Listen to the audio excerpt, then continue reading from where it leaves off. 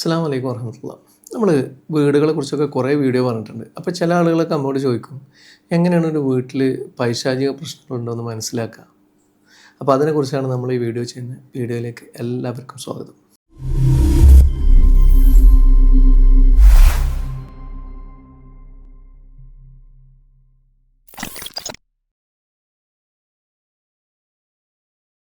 അനാവശ്യമായിട്ടുള്ള തർക്കങ്ങൾ. നമ്മളിപ്പോൾ സാധാരണ ഒരാൾ ഒരു വീടുകളിൽ തർക്കങ്ങൾ ഉണ്ടാവില്ല എപ്പോഴാണ് നമ്മളെന്തെങ്കിലും പ്രശ്നങ്ങൾ അല്ലെങ്കിൽ എന്തെങ്കിലും കാര്യങ്ങൾ ഉണ്ടെങ്കിൽ ഇതൊന്നും വേണ്ട.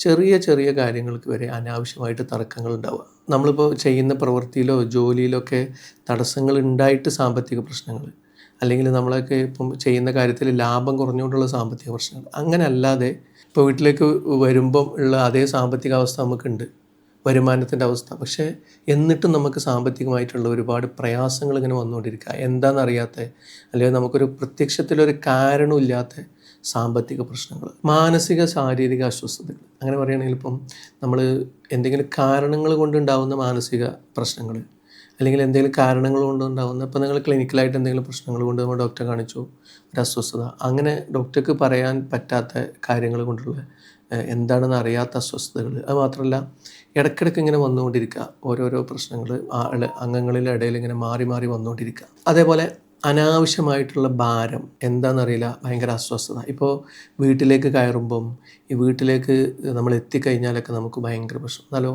പുറത്ത് നിൽക്കുമ്പോൾ നമുക്ക് കുറച്ചും കൂടി ഊഷ്മളതയുള്ളതായിട്ട്, പുറത്ത് പോയി കഴിഞ്ഞാൽ നമുക്ക് കുറച്ചും കൂടി രസമുള്ളതായിട്ട് തോന്നുക.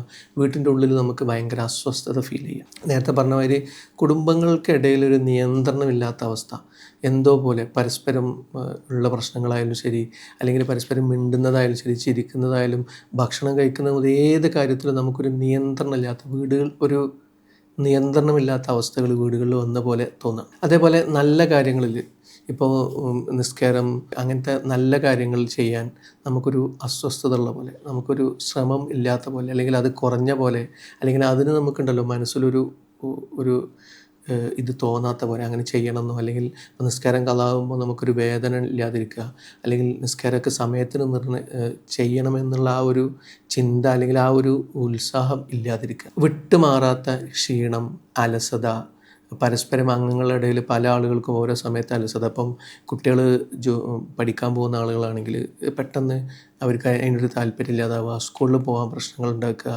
ഇങ്ങനെയൊക്കെയുള്ള കാര്യങ്ങൾ. അതിന് ഉറക്കമില്ലായ്മ, വീടിൻ്റെ ഉള്ളിൽ ഉറക്കം കുറവ്, ഒരു അമിതഭാരം. അപ്പോൾ ഇങ്ങനെയുള്ള കുറേ കാര്യങ്ങൾ നമുക്ക് അനുഭവപ്പെടുന്നുണ്ടെങ്കിൽ നമുക്ക് ഈ വീട്ടിലൊരു പൈശാചിക പ്രശ്നമുണ്ട്, അല്ലെങ്കിൽ പൈശാചിക പ്രശ്നങ്ങൾ കൊണ്ടാണ് നമുക്ക് മനസ്സിലാക്കുക. അതേപോലെ തന്നെ അത് വേറെയും കാരണങ്ങളുണ്ട്.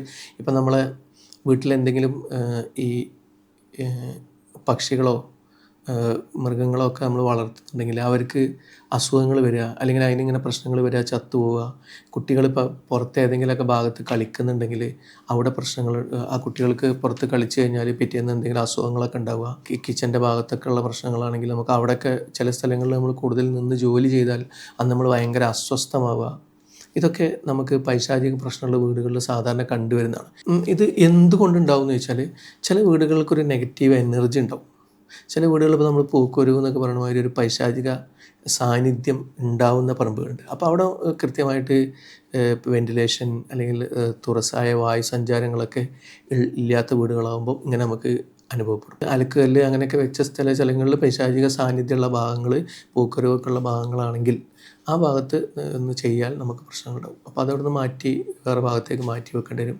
അപ്പോൾ അത് ചില പറമ്പുകളിൽ ഉണ്ടാകുന്ന പൈശാചിക സാന്നിധ്യങ്ങൾ കൊണ്ട് അങ്ങനെ ഉണ്ടാവും. പിന്നീട് ഉണ്ടാകുന്നൊരു പ്രശ്നമാണ് വീടുകളിലുള്ള വൃത്തിക്കുറവ്. നമ്മളിപ്പോൾ ചില വീടുകളിലൊക്കെ പോയി കഴിഞ്ഞാൽ നമുക്ക് ഒരു പ്രശ്നങ്ങളൊക്കെ പറഞ്ഞാൽ നമുക്ക് ആ വീട്ടിലേക്ക് ചെന്ന ഒരു മനസ്സിനൊരു ഉല്ലാസം ഉണ്ടാവും. ചില പ്രശ്നങ്ങളൊക്കെ ഉണ്ടെങ്കിൽ പോലും ചില വീടുകൾക്ക് ചെന്ന് കഴിഞ്ഞാൽ നമുക്ക് ഇവിടുന്ന് ഭക്ഷണം കഴിക്കാൻ പോലും തോന്നില്ല. എന്തിനീ നമ്മളെ മണ്ണാമ്പലുണ്ടല്ലോ, ചില സ്ഥലത്ത് എന്താ പറയുക, മാറാല എന്നൊക്കെ പറയും. അപ്പോൾ അതൊക്കെ കെട്ടിയിട്ടുള്ള, അതൊക്കെ ഇങ്ങനെ പിടിച്ചിട്ട് ഒരു വൃത്തിയില്ലാത്ത ചില വീടുകൾ നിങ്ങൾ കണ്ടില്ലേ? അപ്പോൾ അതാണ് നമ്മളെ അവസ്ഥ. ഞാൻ മിനിയാന്ന് ഒരു വീട്ടിൽ പോയിട്ടുണ്ടായിരുന്നു. അപ്പോൾ അവിടെ ലിവിങ്ങിലിരുന്ന സമയത്ത് ഞാൻ അവിടുത്തെ TV വെച്ച സ്റ്റാൻഡ് നല്ല അടിപൊളിയായിട്ട് ഉണ്ടാക്കിയിട്ടുണ്ട്. പക്ഷേ ആ സ്റ്റാൻഡും ആ TV ഒക്കെ അവർ തുടച്ചിട്ട് കുറേ ദിവസങ്ങളായി എന്ന് എനിക്ക് ഫീൽ ചെയ്തു. കാരണം ആ TVൻ്റെ മേലെ ഇങ്ങനെ ഒരു എണ്ണമയം. അപ്പോൾ ഞാൻ ഒരു ഉദാഹരണം പറയാം. അപ്പോൾ അതേപോലെ നമ്മൾ വൃത്തിഹീനമായി സൂക്ഷിക്കുന്ന സ്ഥലത്തൊക്കെ പൈശാചിക പ്രശ്നങ്ങളുണ്ടാവും. പൈശാചികതയുള്ള വീടിൻ്റെ ഒരു അടയാളമാണ് ആ വൃത്തിയില്ലായ്മ എന്നുള്ളത്. അപ്പോൾ നല്ല വൃത്തിയിൽ സൂക്ഷിക്കുക എന്നുള്ളത് ഒരു മെയിൻ ഘടകമാണ്. അപ്പോൾ വീടുകളിൽ പിന്നെ ഞാൻ നേരത്തെ പറഞ്ഞ പോലെ ഈ പിന്നെ മാറാല, അതായത് ചിലന്തി വല, അപ്പോൾ അത് ചിലന്തി വലകളില്ലാതിരിക്കാൻ ശ്രമിക്കുക. പല്ലി കാഷ്ണങ്ങളൊക്കെ ഉണ്ടാവും വീടുകളിൽ, പക്ഷെ അതൊക്കെ ദിനം ദിനം വൃത്തിയാക്കാൻ ശ്രമിക്കുക. നമ്മൾ വൃത്തി ഒരു വീടിൻ്റെ ഭാഗമായിട്ട്, ഒസ്വാസിൻ്റെ വൃത്തിയല്ല, നമ്മൾ സാധാരണ ഒരു ലിമിറ്റഡ്, അപ്പോൾ അന്നന്ന് വൃത്തിയാക്കാനുള്ള ശ്രമങ്ങൾ നടത്തുക. ആഴ്ചയിൽ ഒരിക്കൽ ഒരു ഡീപ്പ് ക്ലീനിങ് ഒക്കെ ചെയ്യുക. പിന്നെ വീട്ടിൻ്റെ ഉള്ളിലെ ജനാലകളും വാതിലുകളൊക്കെ അത്യാവശ്യം ഒന്ന് തുറന്നിടുക. ഇപ്പോൾ ചില ആളുകൾ നമ്മൾ പ്ലാൻ ചെയ്യുന്ന സമയത്ത് ഒരുപാട് ജനാലകളും വാതിലുകളൊക്കെ ആവശ്യപ്പെടും. പക്ഷെ ഇതൊന്നും തുറന്നിടുന്ന പരിപാടിയില്ല. ഫുൾ കർട്ടൻ ചെയ്ത് അടച്ച് വിങ്ങിയാക്കി ഒരു കാലത്തും തുറന്നിടില്ല. ഒരു ഡീപ്പ് ക്ലീൻ ചെയ്യാൻ പോലും ഒരു തുറക്കില്ല. നിങ്ങൾ തന്നെ നിങ്ങളെ വീട്ടിൽ തന്നെ എത്ര ജനാലകൾ നിങ്ങൾ തുറക്കുന്നുണ്ട് തുറക്കുന്നില്ല എന്നുള്ളത് നിങ്ങളൊന്ന് ആലോചിച്ചാൽ നിങ്ങൾക്ക് മനസ്സിലാവും. അപ്പോൾ ചില ജനാലകളൊന്നും, അപ്പോൾ ഇടയ്ക്കിടയ്ക്ക് നമ്മൾ ചില ജനാലകളൊക്കെ ഒന്ന് തുറന്നാക്കുക. ഒരു കാറ്റും വെളിച്ചമൊക്കെ എപ്പോഴും വീട്ടിലേക്ക് എത്താനുള്ളൊരു ശ്രമം ഉണ്ടാക്കുക. അതേപോലെ തന്നെ വീട്ടിലുള്ള ആളുകൾ തമ്മിൽ എപ്പോഴും ഒരു ഉത്സാഹത്തോടെ പെരുമാറാൻ ശ്രമിക്കുക. നമ്മളിപ്പം ഭയങ്കര ദേഷ്യമുള്ള ആളുകളുണ്ടാവും, കുശുമ്പുള്ള ആളുകളുണ്ടാവും, അങ്ങനത്തെ ആളുകളൊക്കെ ഉണ്ടാവും. പക്ഷേ അതിനൊക്കെ അങ്ങേപ്പുറം നമ്മൾ കുറച്ചും കൂടി ഊഷ്മളമായിട്ട് വീടിൻ്റെ ഉള്ളിൽ വളരെ സന്തോഷകരമായിട്ട് പെരുമാറാനുള്ള ശ്രമം നടത്തുക. ഇപ്പോൾ എല്ലാ നേരവും എല്ലാവർക്കും ഇരുന്ന് ഭക്ഷണം കഴിക്കണമെന്നില്ല, പക്ഷേ പ്രാതൽ കഴിക്കാൻ പറ്റുമെങ്കിൽ അത് ചെയ്യാം. പിന്നെ ഉച്ചക്കത്തെ ഭക്ഷണം ഒരുമിച്ച് കഴിക്കാൻ പറ്റുമെങ്കിൽ ചെയ്യാം. രാത്രിക്കത്തെ ഭക്ഷണം ഒരുമിച്ച് കഴിക്കാൻ പറ്റുമെങ്കിൽ അങ്ങനെ ചെയ്യാം. അങ്ങനെ ഏതെങ്കിലുമൊക്കെ ഭക്ഷണങ്ങൾ കഴിയുന്നത് ഒരുമിച്ച് കഴിക്കുക. പരസ്പരം സന്തോഷത്തോടെ ചെലവിടാനുള്ളൊരു ടൈം ഉണ്ടല്ലോ, അത് കണ്ടെത്തുക. നമ്മളിപ്പോൾ ഒരു വീട്ടിലാകുമ്പോൾ നമ്മൾ അങ്ങോട്ടും പറയും ഇങ്ങോട്ടും പറയും, ദേഷ്യമൊക്കെ ഉണ്ടാവും. പക്ഷേ അതിൻ്റെ കൂടെ തന്നെ നമുക്ക് സന്തോഷം ഉണ്ടാവും. അല്ലാതെ വെറും ദേഷ്യം മാത്രം ഉണ്ടായാൽ പോരാ എന്ന് നമ്മൾ മനസ്സിലാക്കുക. അപ്പോൾ അതേപോലെ നമ്മളെല്ലാവരോടും സൗമ്യതയിലൊക്കെ നിൽക്കാനുള്ള ശ്രമം നടത്തുക. പിന്നെ വീടുകളിൽ ഇപ്പോൾ ഇങ്ങനെ ഞാൻ നേരത്തെ പറഞ്ഞ പ്രശ്നങ്ങളൊക്കെ ഉള്ള വീടുകളിൽ ഇത് ചെയ്യുന്നതോട് കൂടെ തന്നെ അൽബക്കർ സൂറത്ത് ഓതാൻ ശ്രമിക്കുക. നബി സല്ലല്ലാഹു അലൈഹി വസല്ലം പറഞ്ഞിട്ടുണ്ട്, നിങ്ങളുടെ വീടുകൾ നിങ്ങൾ ശ്മശാനങ്ങളാക്കരുത്. ഞാൻ നേരത്തെ പറഞ്ഞ പോലെ വൃത്തിഹീനമായിട്ടും ക്ലീനാക്കാതെയും ശ്രദ്ധ ഇല്ലാതെ വാതിലും ജനലൊക്കെ തുറക്കാതെ നിൽക്കുക. അതേപോലെ അങ്ങോട്ടും ഇങ്ങോട്ടും സാധനങ്ങളൊക്കെ അടുക്കി വെക്കാതിരിക്കുക, സാധനങ്ങളൊക്കെ അങ്ങോട്ടും ഇങ്ങോട്ട് വാരി വലിച്ചിട്ട രീതിയിൽ നിൽക്കുക. ഇതൊക്കെ ശ്മശാനങ്ങളുടെ ലക്ഷണങ്ങളാണ്. അപ്പോൾ സാധനങ്ങൾ നല്ല അടുക്കും ചിട്ടയോടും വെക്കുക. അതേപോലെ തന്നെ നിങ്ങളുടെ വീടുകൾ ശ്മശാനങ്ങളാക്കാതിരിക്കുക. അവിടെ അൽബക്കർ സൂറത്ത് പതിവാക്കുക. അപ്പോൾ അൽബക്കർ സൂറത്ത് ഇപ്പോൾ നമുക്ക് 3 ജുസുകളോടുള്ള സൂറത്താണ്, അത് മുഴുവനായിട്ട് ഓതാൻ കഴിയില്ല. അപ്പോൾ അതിന് വേണ്ടിയിട്ട് നമ്മൾ ഹദ്ദാദ് സാധാരണ ഓതുന്നതിലെ ആദ്യത്തിൽ വരുന്ന അൽബക്കർ സൂറത്തിൻ്റെ ആയത്തുകളുണ്ട്. അലിഫ് ലാമി ലില്ലാഹി മാഫി സമാവാത്തി, ആയത്തുൽ കുർസി, ആമർ റസൂൽ.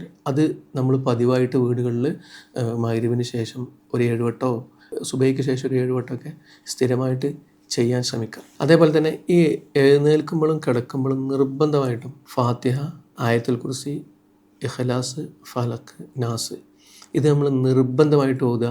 അതേപോലെ തന്നെ കുട്ടികളിലൊക്കെ ബിസ്മിക്ക റബ്ബി വളഹ്തു ജംബി എന്നുള്ള തുടങ്ങുന്ന ആ കിടക്കുമ്പോഴുള്ള ദിക്ർ പതിവാക്കുക. ഇപ്പം എല്ലാവരും നിസ്കാര റൂം ഉണ്ടാക്കും നിസ്കരിക്കാൻ. അതേപോലെ തന്നെ നമ്മൾ കിടക്കുന്ന റൂമുകളിൽ നമ്മൾ പല ഫ്രെയിമുകളും ചിത്രങ്ങളും ഒക്കെ വെക്കും നമ്മൾ. പക്ഷേ അതിൻ്റെ കൂടെ നമുക്ക് ഈ ദിക്ർ എഴുതി കുട്ടികളെ ബെഡിന് അഭിമുഖമായിട്ട് നമുക്ക് ചെയ്യാം. ബിസ്മിക്ക റബ്ബി വളഹ്തു ജംബി എന്ന് തുടങ്ങുന്ന ആ ദിക്ർ എഴുതി വെക്കാൻ. അതേപോലെ രാവിലെ എഴുന്നേൽക്കുമ്പം അൽഹംദുലില്ലാഹി ഇല്ലദീ അഹ്യാനാ ബഅദ മാ അമാതനാ വഇലൈഹി നുശൂർ, ആ ദിക്ർ ഇതൊക്കെ നിങ്ങൾ പിന്നെ എഴുതി വെച്ചാൽ കുട്ടികൾക്കത് ചെല്ലാനും പറ്റും, ഓർമ്മ ഉണ്ടാകും കുട്ടികൾക്ക്. നമ്മൾ കുട്ടികളെ വിളിച്ചുണർത്താൻ വേണ്ടിയിട്ട് ചെല്ലുമ്പോൾ കുട്ടികളോട് നാദി ചൊല്ലിയിട്ട് എണീക്ക്, ഒരു ഫാത്തിഹ ഓതി കിടക്കുമ്പോൾ ഫാത്തിഹ, ആയത്തുൽ കുർസി, ഇഖ്ലാസും ഫലക്കും ഓതി കിടക്കുക. അതേപോലെ ഈ ദിക്റും ചൊല്ലിയിട്ട് കിടക്കാൻ പറയാം. അതേപോലെ തന്നെ എഴുന്നേൽക്കുമ്പോൾ അൽഹംദുലില്ലാഹി ലദീ അഹ്യാന ബഅദ മാ അമാതനാ വഇലൈഹി നുശൂർ അത് ചെല്ലാൻ ശ്രമിക്കാം. അതേപോലെ ബാത്റൂമിലേക്ക് കയറുന്ന സമയത്ത് അല്ലാഹുമ്മ ഇന്നി അഊദു ബിക മിനൽ ഖുബുസി വൽ ഖബായിസ് എന്ന് തുടങ്ങുന്ന ദിക്ർ, ആ ദിക്ർ ചൊല്ലുക. അതേപോലെ എന്ത് ചെയ്യുമ്പോഴും നമ്മൾ വീട്ടിലേക്ക് കയറുന്ന സമയത്ത് ബിസ്മിയോടുകൂടി ഒരാൾ വീട്ടിലേക്ക് കയറി കഴിഞ്ഞാൽ അന്ന് മറ്റേ പിശാചിനോട് പറയും, ഇന്ന് നമുക്ക് ഇവിടെ താമസിക്കാനുള്ള സ്ഥലമില്ല, നമുക്ക് ഇവിടുന്ന് പോവാം. അന്ന് നബി സല്ലല്ലാഹു അലൈഹി വസല്ലം പറഞ്ഞിട്ടുണ്ട്. അപ്പം നമ്മൾ മനസ്സിലാക്കേണ്ട കാര്യങ്ങൾ അങ്ങനെയാണ്. അപ്പോൾ ദിക്റുകളൊക്കെ പതിവാക്കുക. അപ്പോൾ നമ്മൾ ദിക്ർ ചെല്ലാനായിട്ട് സലാത്ത് മജ്ലിസ് എന്നൊക്കെ പറഞ്ഞാൽ നമ്മൾ ഓടും. പക്ഷേ ഈ ജീവിതത്തിലെ ദൈനംദിന ദിക്റുകൾ, ദൈനംദിന സ്വലാത്തുകൾ, ഇങ്ങനെയുള്ള കാര്യങ്ങളൊക്കെ നമ്മൾ വിട്ടുപോകും. അപ്പോൾ ഇങ്ങനെയുള്ള കാര്യങ്ങളൊക്കെ വീടുകളിൽ പതിവാക്കുക. വീടുകളിൽ എപ്പോഴും ഒരു നല്ല അന്തരീക്ഷം ഉണ്ടാക്കുക, ഒരു രസകരമായ അന്തരീക്ഷം ഉണ്ടാക്കുക, ഊഷ്മളമായ അന്തരീക്ഷം ഉണ്ടാക്കുക. അപ്പോൾ അവിടെ പിശാചിന് ഒരു സാന്നിധ്യം ഇല്ലാതാവും. അപ്പോൾ ഇൻഷാ അല്ലാഹ് നിങ്ങളുടെ വീടുകളിൽ നിങ്ങൾ ബുദ്ധിമുട്ട് അനുഭവിക്കുന്ന ആളുകളുണ്ടെങ്കിൽ ഈ കാര്യങ്ങളൊക്കെ ഒന്ന് ചെയ്തു നോക്കുക. കൂടുതലായിട്ട് എന്തെങ്കിലും പ്രശ്നങ്ങളൊക്കെ ഉണ്ടെങ്കിൽ ഇൻഷാ അല്ലാഹ് നിങ്ങൾ നമ്മളെ സമീപിക്കാം, അല്ലെങ്കിൽ നിങ്ങളുടെ അടുത്തുള്ള ആരെങ്കിലുമൊക്കെ സമീപിക്കാം. അപ്പോൾ ഇൻഷാ അല്ലാഹ് പറഞ്ഞ കാര്യങ്ങളൊക്കെ എല്ലാവർക്കും മനസ്സിലായെന്ന് കരുതുന്നു. ഒരുപാട് പ്രശ്നങ്ങൾ നമ്മളെ വീടുകളിലുള്ള ഒരുപാട് ആളുകൾ ഇപ്പോൾ നമ്മൾ വിളിക്കുന്നതും കാണുന്നതൊക്കെ അല്ലേ. അപ്പോൾ അവർക്കൊക്കെ അല്ലാഹു ശിഫ കൊടുക്കട്ടെ. ഒരുപാട് ആളുകൾ ബുദ്ധിമുട്ട് അനുഭവിക്കുന്ന ആളുകളുണ്ട്, വിഷമങ്ങൾ അനുഭവിക്കുന്ന ആളുകളുണ്ട്. അവരിൽ നിന്നൊക്കെ അല്ലാഹു ആ വിഷമങ്ങളും ബുദ്ധിമുട്ടുകളും ഒക്കെ നീക്കി അവർക്കൊക്കെ ബർക്കത്തും റഹ്മത്തും അല്ലാഹു പ്രദാനം ചെയ്യട്ടെ. ആമീൻ. അപ്പോൾ വീഡിയോ ഇഷ്ടപ്പെട്ടവർ ലൈക്ക് ചെയ്യുക, ഷെയർ ചെയ്യുക, സബ്സ്ക്രൈബ് ചെയ്യുന്ന കാര്യം പരിഗണിക്കാം. അപ്പോൾ ഇൻഷാ അല്ലാഹ് അടുത്തൊരു വീഡിയോയിൽ കാണുന്നവരെ അസ്സലാമു അലൈക്കും വറഹ്മത്തുള്ളാഹി.